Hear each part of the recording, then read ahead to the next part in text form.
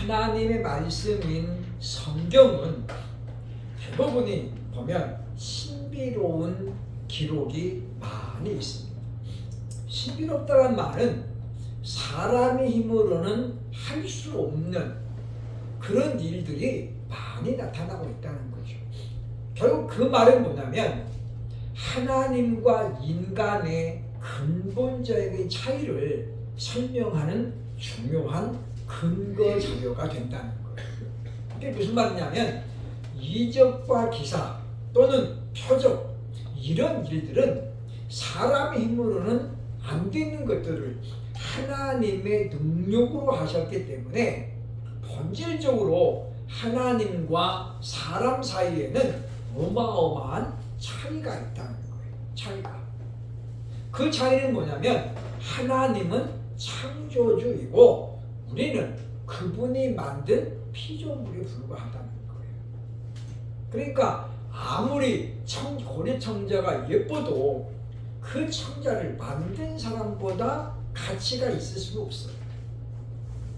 임진왜란 때 우리가 아는 것처럼 일본은 조선 내 기술자들을 대거 끌어갔죠. 포로로. 그 중에서 도자기를 만드는 사람들을 많이 끌어갔어요. 그래서 지금은 어떤 사람들은 그런 도자기 문화가 일본에서 시작됐다라고 주장하는 사람들도 있단 말이에요. 그러니까 보면 그건 뭐냐면 그릇을 훔쳐가는 게 아니라 사람을 훔쳐가는 거죠. 그러면 그릇은 보관을 잘못한다거나 이동할 때 깨지면 그만이에요. 사람을 잡아가면 뭐예요? 그 사람이 그런 그릇을 계속 만들 수가 있잖아요. 그런 것처럼 하나님은 창조주이고 우리는 피조물이라는 거죠. 그러니까 우리도 나름대로 할 수 있는 일들이 있지만 그러나 하나님이 하시는 일과 우리가 하는 일은 어마어마한 차이가 존재하는 것을 우리는 성경을 통해서 읽어야 돼, 찾아낼 수 있어야 한다고 하는 것입니다. 그렇기 때문에 우리가 하나님에 대한 지식은 믿음과 비례한다. 그러니까 믿음이 좋아질수록 하나님을 좀 더 많이 알아가는 거예요. 다시 말하면 믿음이 없으면 하나님을 알 수가 없어요. 물론 우리가 이제 신앙생활을 오래 하다 보면 머리로는 이론적으로는 하나님을 알 수 있어요. 그런데 이론과 실제가 항상 일치하지는 않아요. 지난번에 얘기했지만 아는 과 믿는 것이 일치해야 되는데 사람들은 알기는 아는데 안 믿거든요. 그러니까 예수 그리스도의 존재를 부정하는 사람은 없어요. 왜냐? 인류 역사에 예수님이 차지하고 있는 비중이 너무 크거든요. 그러니까 사람들은 믿지 않는 사람들은 뭐라고 그러니까 예수님을 4대 성인 중에 한 분이었다. 그러니까 인류 역사상 아주 탁월한 뛰어난 성인 군자가 4명 있는데 그 중에 한 분이 누구라는 거예요? 예수님이라는 거예요. 그래서 석가모니, 공자, 그 다음에 마호메트 그리고 이제 예수 그리스도를 똑같은 라벨로 놓고 본다는 거죠. 그러니까 예수님의 존재를 부정하는 사람은 없어요. 교과서에도 다 나오잖아요. 그죠? 다 인정한다는 거죠. 알기는 아는데 그리고 우리가 지금 BC와 AD를 구분하는 그 존재가 누구냐면 예수 그리스도라고 다 알아요. 근데 사람들은 그분이 오신 것을 우리가 이제 기원 전과 후로 나누어서 그분이 오시기 전에는 기원 전, 비포 크라이스트. 그래서 BC가 되잖아요.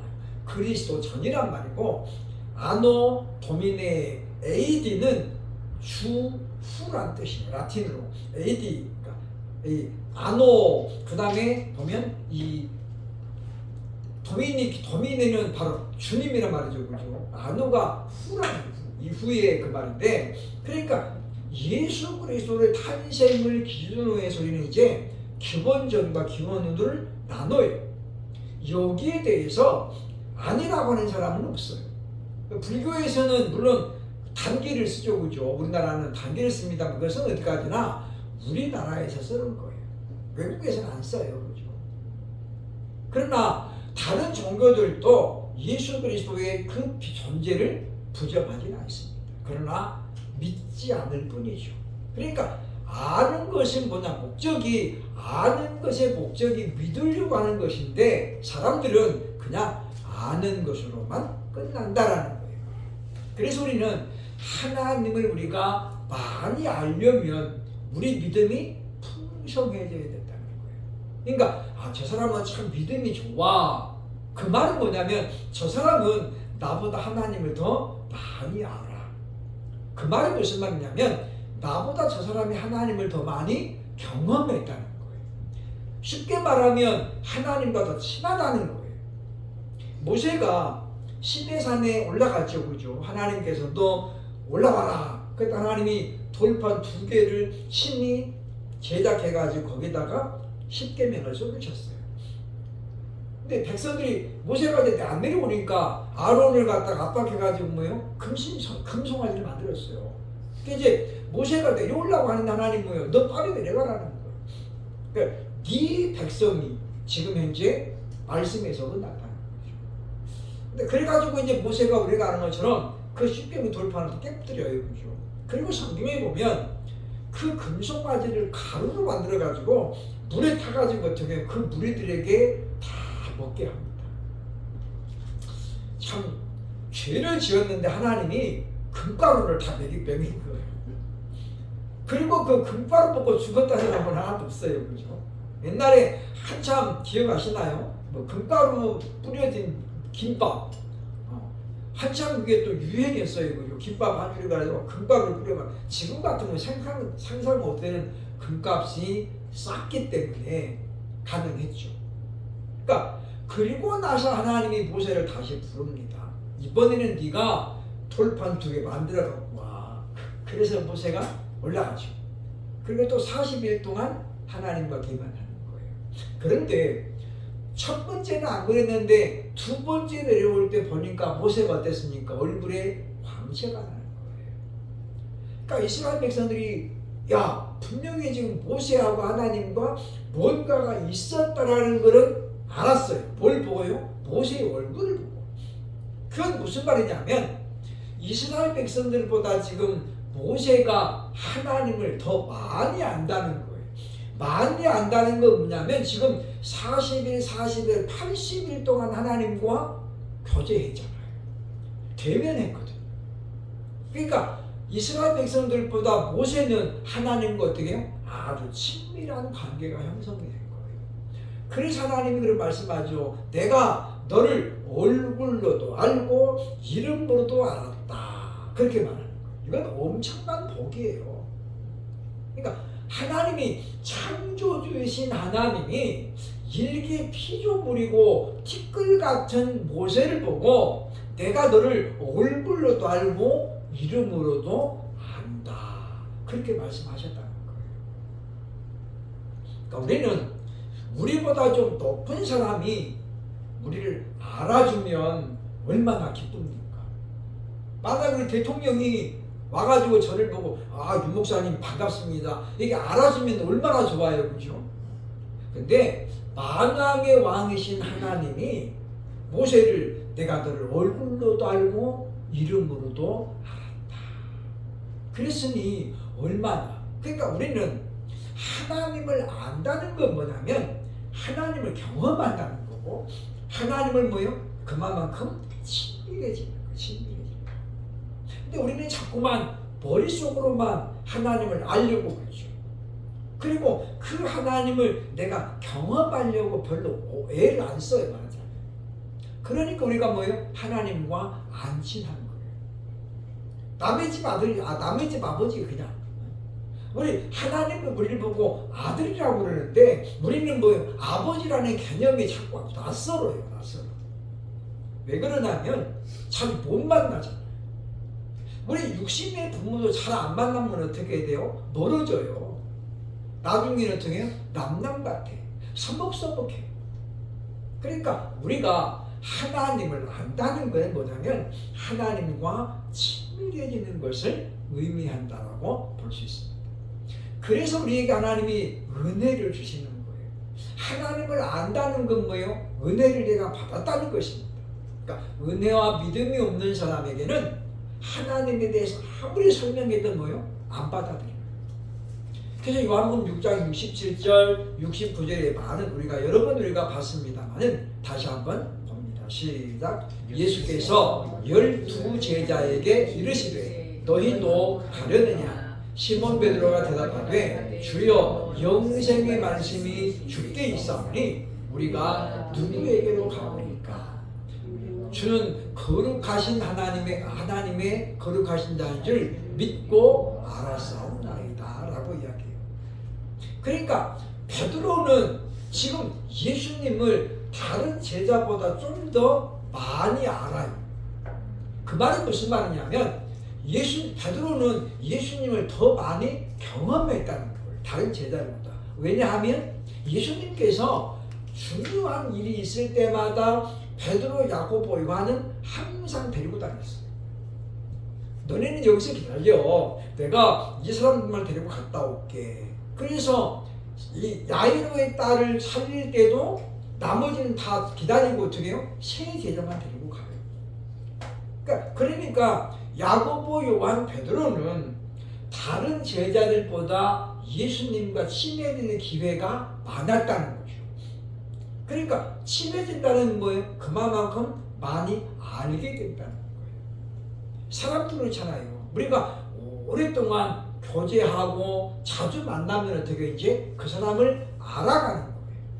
알아가면 이제 좀 더 친해지는 거죠. 그러면 이제 속 사람 이야기를 할 수 있는 거예요. 그래서 우리가 그냥 얼굴만 아는 거, 이름만 아는 걸로 가서 저 사람 내가 잘 알아요. 그러면 안 된다는 거죠. 적어도 가까워져 가지고 저 사람의 가정 상황도 좀 어느 정도 알고 저 사람이 내 상황도 좀 알고 저 사람은 어떤 것이 꿈이고 뭐 이런 걸 좀 알아야 친한 사이라고 하는 거예요. 친한 사이라고. 그러면 사람은 어떻게 해요? 친해지면 자기를 오픈합니다. 근데 우리는 하나님하고 안 친하니까 어떻게 해야 돼요? 하나님도 이거는 몰라도 돼요. 그래서 우리는 자꾸 덮어놔. 이거는 알 필요 없어요. 그러니까 어떻게 해요? 우리는 하나님 앞에 자꾸 뭐를 만들어요? 비밀을 만들어요. 나만의 방을 만든다 그 말이에요. 그러니까 결국 우리가 하나님을 자꾸 멀리하는 거예요. 아들아, 하나님 우리가 아들이라고 그래, 딸이라고 그러는데 우리는 어떻게 자꾸만 거기까지만요. 우리 이렇게 한다 그 말이에요. 그래서 우리는 하나님과 안 친하기 때문에 말씀을 읽어도 별로 감동이 없고 말씀을 들어도 우리 심령이 뜨겁지 않는 건 뭐냐면 믿음이 그만큼 지금 약하기 때문이라. 그렇게 우리가 정리를 해야 된다라고 하는 것입니다. 자, 오늘 본문은 지금 수전절에 관한 이야기가 나옵니다. 수전절. 이 수전절은 우리가 하나님께서 우리에게 지키라고 명한 절기는 아니었어요. 왜냐하면 이것은 신구약 중간기에 생겨난 절기예요. 수전절은 히브리어로 하누카라고 하는데 기원전 4세기 말, 그러니까 기원전 300년대 후기죠. 알렉산더 대왕의 정복으로 이른바 헬라 문화가 지중해와 중동 전역을 지배하기 시작했어요. 그러니까 알렉산더는 우리가 아는 것처럼 아리스토텔레스의 제자잖아요. 그렇죠? 그러니까 알렉산더는 철학에 일찌감치 눈을 뜬 사람이에요. 그래서 그리스가 망한 다음에도 철학이라는 이 문화가 유럽을 완전히 지배합니다. 언제까지요? 지금까지도 그래요. 지금도 우리가 철학을 말할 때는 소크라테스, 아리스토텔레스, 플라톤 요 세 사람을 빼놓고는 말할 수 없는 거예요. 그러니까 문화라는 게 그렇게 중요하다는 거죠. 지금 월드컵이 지금 시행되고 있습니다만은 축구 그것도 일종의 문화잖아요. 그러니까 그 대회 하나에 온 사람들이 지금 일희일비하고 감독을 막 잘라야 된다는 뭐 어쩌다 뭐. 그래서 결국 감독이 어떻게 임기 문체로 쫓겨나는 사람도 있고. 왜 그러느냐? 그게 문화라는 거예요. 그러니까 우리는 그걸 보면서 이제 이 수전제에 대해서 잠깐 설명을 하고자 합니다. 신구약 중간기 시대는 이스라엘이 나라를 잃어버린 시대를 말해요. 그러니까 바벨론에 의해서 BC 586년에 유다가 망하죠. 그래서 바벨론이 유다를 통치하기 시작해요. 근데 바벨론이 또 누구한테 망하냐면 메데파사, 페르시아에게 망해요. 바벨론이 어디에 지금 이라크고 페르시아가 이란이에요. 이란. 근데 페르시아도 어떻게 해요? 오래 못 가요. 누구한테 망해요? 헬라 제국에. 여기 지금 알렉산더가 나오잖아요. 알렉산더의 아버지 필립 공에게 망합니다. 그래서 이제 이 헬라 시대가 개막이 된 거예요. 그런데 헬라도 영원하지 않죠. 왜냐? 이 땅의 권력은 영원한 것은 없습니다. 그래서 이제 이 유대 땅을 놓고 어떻게 해요? 다 당시 중동의 강대국들이 서로 지배하는 거예요. 그러다가 이제 셀류쿠스 왕조, 즉 시리아의 나라가 유대를 지배하게 되는데, 그때 이제 안티오코스 4세가 예루살렘 성전을 완전히 무너뜨리고, 그리고 어떻게 해요? 더럽히려는 작전을 펴요. 유대인들을 완전히 지배하려면 성전이 없어져야 된다. 그 생각을 가지고 성전을 어떻게 더럽히기 시작하는 거예요.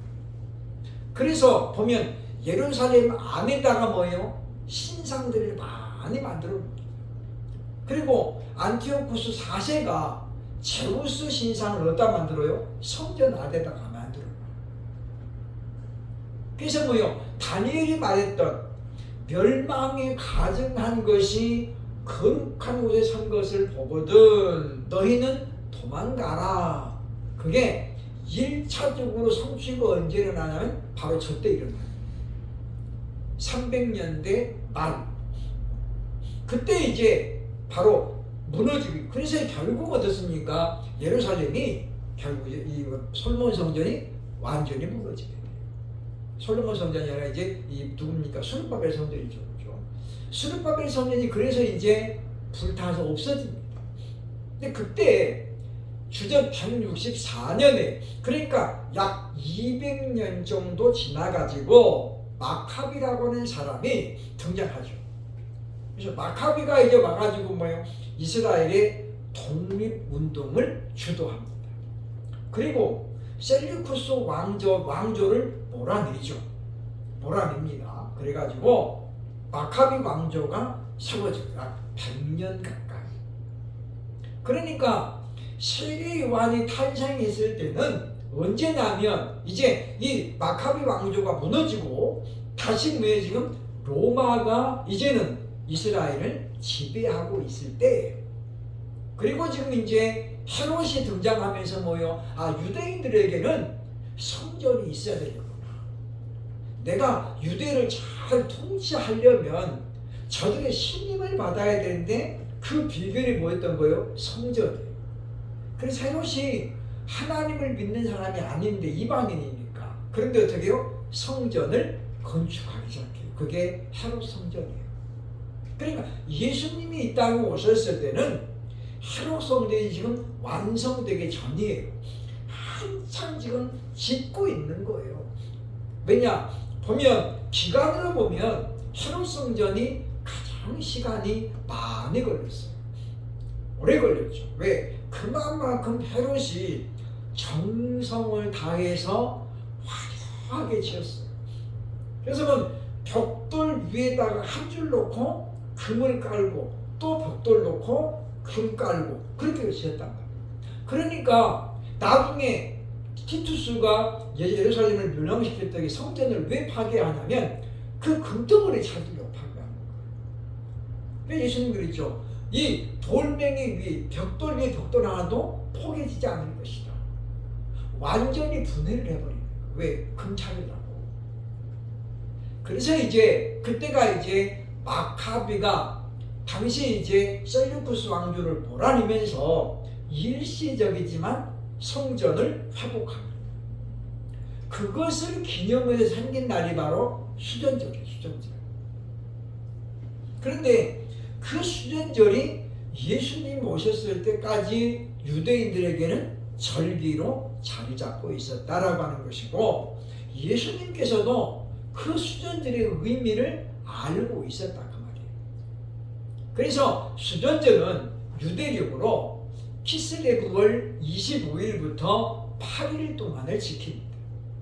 그때가 이제 겨울이었다라고 오늘 성경은 말씀하고 있죠. 그래서 8일 동안 빛의 절기라는 이름으로 쓰여졌는데, 이 말이 무슨 말이냐면 순결한 기름을 8일 내내 켜놓고, 그리고 뭐요? 하나님 위대하심과 하나님의 거룩하심을 기념하는 절기예요. 그러면 성경에 하나님께서 8일 동안 지키라고 했던 절기가 딱 하나 있어요. 그게 뭐예요? 수장절이에요. 지금 우리가 말하는 추수감사절. 그러니까 유대인들의 생각에는 9일은 할 수 없어. 왜? 하나님이 지정해준 수장절이 8일이니까 자기들이 볼 때는 수전절도 뭐예요?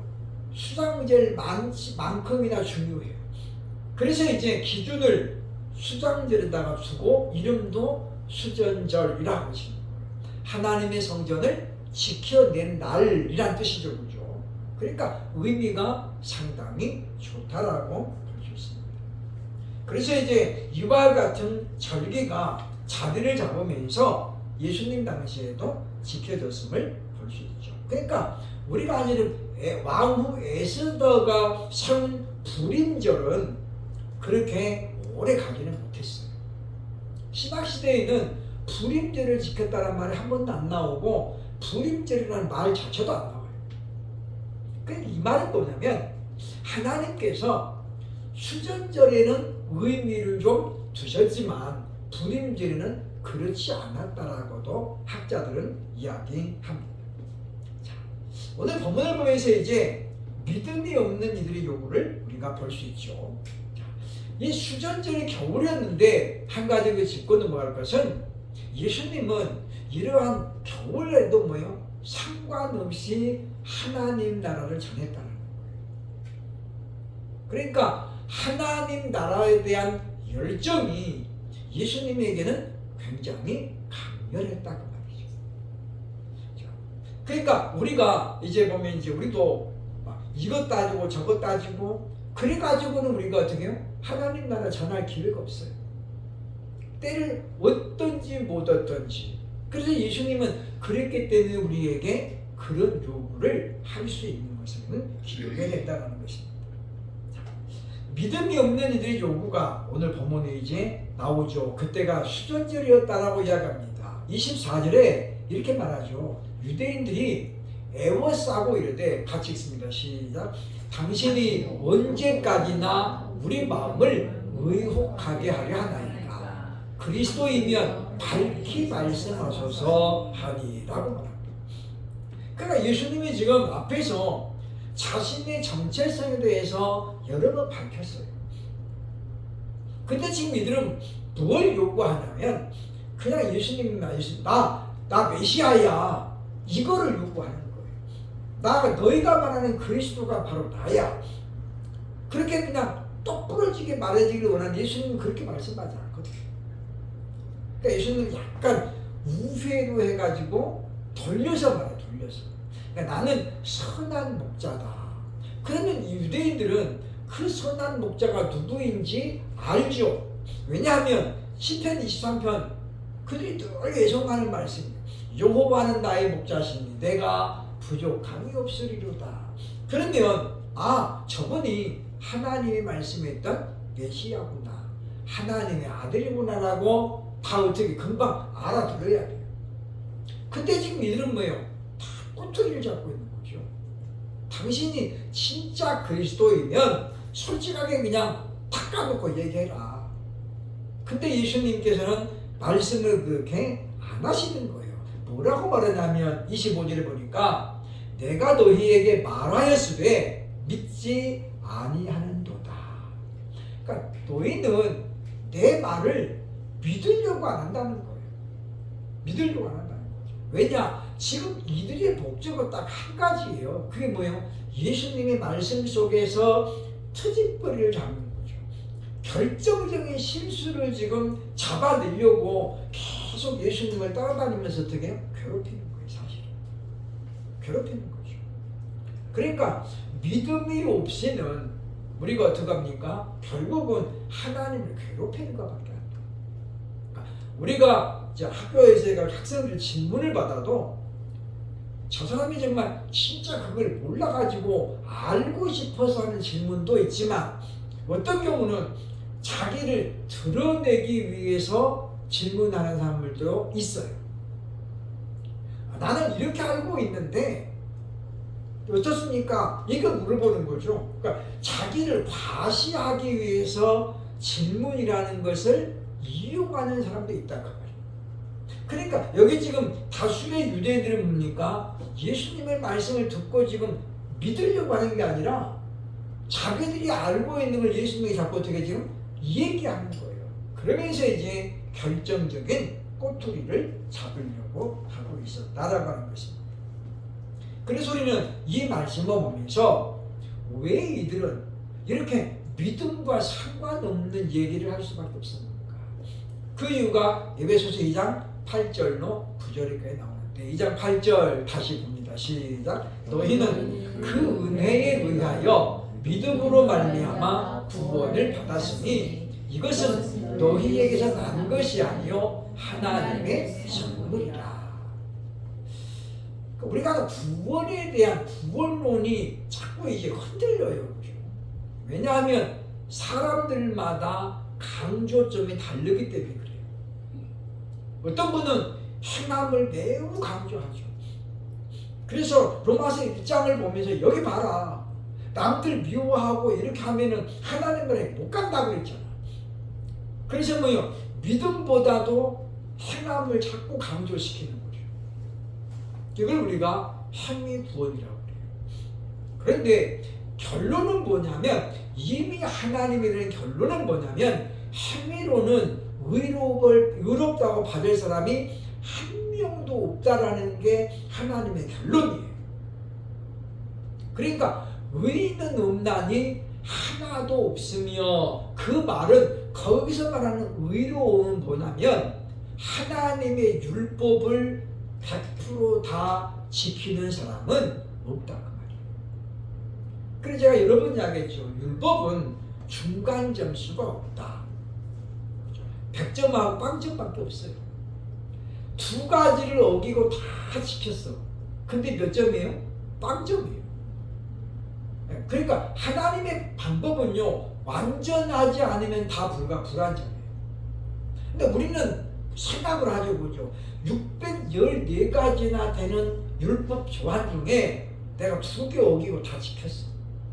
그러면 점수로 따지면 몇 점이에요? 99점이에요. 아니 만점은 안 되지만 99점이 탈락이 돼요? 말이 안 되잖아요. 근데 하나님은 뭐요? 탈락이에요. 왜? 하나님이 요구하는 거는 만점이에요. 만점. 그런데 그 만점을 이룰 사람이 아무도 없는 거예요. 누구도 안 돼요? 모세도 안 돼요. 모세도. 아까 얘기했잖아요. 모세는 하나님과 아주 친했어요. 그런 모세도 행위로는 구원을 못 받아요. 그래서 하나님이 모세에게 가나안을 너는 보기는 보겠지만 들어가지 못합니다. 그러면서 왜 자꾸 이야기하죠? 그때 반석에서 내가 너에게 말하기를 보면 뭐라고 반석을 명하여 물을 내라고 네가 이 맘대로 그냥 반석을 땅 2번을 쳐서 하나님의 의를 드러내지 못했다는 거예요. 누구를 드러냈어요? 모세가 자기를 드러내버렸어요. 거기 성경에 그렇게 나옵니다. 내가 너희를 위하여 물을 내랴 그리고 그냥 땅 치는 거예요. 거기서 뭐예요? 내가 너희를 위하여 주어가 누구예요? 모세예요. 모세. 하나님께서 하시는 일인데 지금 모세가 주도권을 갖고 있는 거예요. 근데 하나님이 그거를 안 보셨으면 모르는데 하나님을 보고 계시는 거예요. 그러면 여기서 궁금한 게 왜 하나님은 그 순간에도 모세의 말을 들으셔서 반석에서 물을 냈을까요? 하나님 마음의 뜻이 아니었잖아요. 근데 왜 물을 내셔요? 하나님이 모세를 이스라엘의 지도자로 세웠기 때문이에요. 그래서 거기서 만약에 모세가 그걸 때려가지고 물이 안 나와봐요. 그러면 뭐가 날라와요? 백성들에게서 돌멩이 날라와요. 이슈 하고 있네. 그래가지고 대번에 그냥 우리나라 사람들도 똑같아. 조금만 잘하면 막 대통령 시켜야 된다. 그랬다가 조금 실수해봐야 막 나가! 막 그러잖아. 요새 프로 야구장에 가면 많이 들리는 게 나가! 그 말이 나가. 조금만 성적이 안 좋으면 뭐요? 감독 이름 부르면서 막 나가! 그러죠. 그만두고. 그러니까 우리나라 사람들이 그렇게 좀 약간의 근성이 이렇게 좀 냄비 근성이 있어. 좀 기다려만 주면 되는데 어느 정도 기간을 주고 기다린 다음에 성과가 안 난다면 나가라고 해야 되는 겁니까? 어제 잘했는데 오늘 못했어요. 그러면 나가라. 근데 사람이 매일 잘할 수 없잖아요. 사람인데. 근데 우리는 그걸 잘 못한다라는 것을 보게 됩니다. 그러니까 우리가 보면 성경의 권론은 뭐냐면 믿음이라는 선물을 받지 못한 사람은 예수님을 하나님의 아들로 받아들일 수 없는 거예요. 아까 이야기했던 것처럼 세계 4대 성인으로는 인정을 하는데 그분이 우리의 구세주라는 것은 인정을 못해요. 왜 못해요? 믿음이 없어서. 근데 이 믿음은 자생적인 게 아니에요. 내 안에서 스스로 생기는 게 아니라고 말하잖아요. 그 믿음은 뭐예요? 하나님의 주의 선물이에요. 그러니까 하나님이 우리에게 믿음이라는 선물을 주셨는데 그 믿음을 받은 자는 표가 나요. 하나님의 말씀이 믿어지기 시작하죠. 왜냐하면 첨예하겠지만 하나님은 신이기 때문에 우리가 할 수 없는 일들을 하나님은 하시는 거예요. 하나님. 제가 가끔 강의 시간에 그런 말을 했습니다. 우리나라 당뇨 인구가 지금 500만 명이 넘었는데 우리나라만 그런 게 아니죠. 근데 왜 약사들은 제약회사는 당뇨약 하나를 못 만들까요? 못 만드는 건지 안 만드는 건지는 정확하게 말할 수 없어요. 근데 어쨌든 간에 지금 어떻게 해요? 시판이 안 돼요. 왜냐? 다른 의사들이 당뇨 때문에 먹고 살아요. 수많은 병원들이 당뇨 합병증 때문에 먹고 살잖아요. 그러니까 약이 개발이 됐어도 시판을 못하는 거예요. 그러니까 우리가 그런 거기 때문에 사람은 그렇게 한계를 뛰어넘지 못해요. 에이즈가 지금 생긴 지가 지금 벌써 수십 년인데도 에이즈는 아직까지는 못 고칩니다. 근데 하나님은 어떤 분입니까? 하나님은 절대적인 능력을 갖고 있어요. 그러니까 하나님이 우주를 품에 안고 계신다는 거죠. 품에 안고. 그럼 하나님의 품은 도대체 얼마나 넓은 거예요? 우리는 그거를 우리 머리로는 생각도 상상도 못해요. 그건 계산이 안 되는 거예요. 아니 하나님 품이 얼마나 넓더니 세상에 우주를 품고 있어. 지구만 품고 있는 거 아니요? 근데 뭐요? 아브라함 카이퍼는 이야기했습니다. 하나님의 주권은 모든 피조 세계에 미친다라는 거예요. 그러면 하나님이 지구만 만들었나요? 아니죠. 성경에 보니까 해와 달과 별들을 하나님이 다 만드셨대요. 그러니까 별들이니까 뭐예요? 복수형이잖아요. 그러니까 그 별이 정확하게 몇 개인지는 아직은 인류는 파악을 못했어요. 시간이 흘러가면서 과학이 발달하면서 예전에는 안 보였던 그 은하계가 지금 보이기 시작하는 거예요. 왜냐? 인간의 기술력이 좋아지면서 그야말로 슈퍼 망원경이 지금 개발이 되잖아요. 근데 10년 전에는 그 망원경이 벌 수 있는 거리가 예를 들면은 100km에 있다면 10년 뒤에 어때 지금 그게 기술이 좋아지고 이제 150km까지 보이는 거예요. 예를 들면 그러다 보니까 100km 이전에 있는 은하계는 발견했는데 옛날에는 안 보였어요. 그래서 뭐요? 아, 은하계는 이제 4개밖에 없다. 그랬는데 개발이 되고 보니까 그 너머에 150km쯤 되는데 또 하나의 은하계가 보이는 거예요. 그래서 지금 학자들이 봅니까? 현재 측정이 된 은하계가 4개라는 거예요. 4개. 그러니까 우리 태양계 같은 은하계가 지금 어떻게 해요? 4개가 있다라는 거예요. 근데 이 4개가 다라고 아무도 말 못하는 거예요. 왜? 앞으로 언제 또 다른 태양계 뭡니까? 은하계가 발견될지는 아무도 몰라요. 아무도 몰라요. 근데 우리가 생각하면 하나님은 이 우주를 품에 탁 이렇게 품고 있는 거예요. 암탉이 계란을 품고 있는 거죠. 그러니까 우리는 그 암탉을 보면서 아니 암탉이 아무리 커도 계란을 100개는 못 품잖아요. 많이 품으면 30개인데. 그러면 그 계란이 별이라고 생각하면 그죠? 암탉이 누구의 지금 하나님이라고 생각해보죠. 근데 하나님은 어떻게 30개만 품는 게 아니에요. 그야말로 무지한의 별들을 어떻게 품고 있어요. 그러니까 하나님이 내가 너희를 광야에서 독수리가 새끼를 안은 것처럼 내가 너희를 안고 건너대요. 하나님이 200만 명 정도 되는 이스라엘을 안고 건너가셨대잖아요. 그러면 우리가 아무리 무슨 이망인가 씨름을 강호동에게 씨름을 잘해도 몇 명까지 안고 갈까요?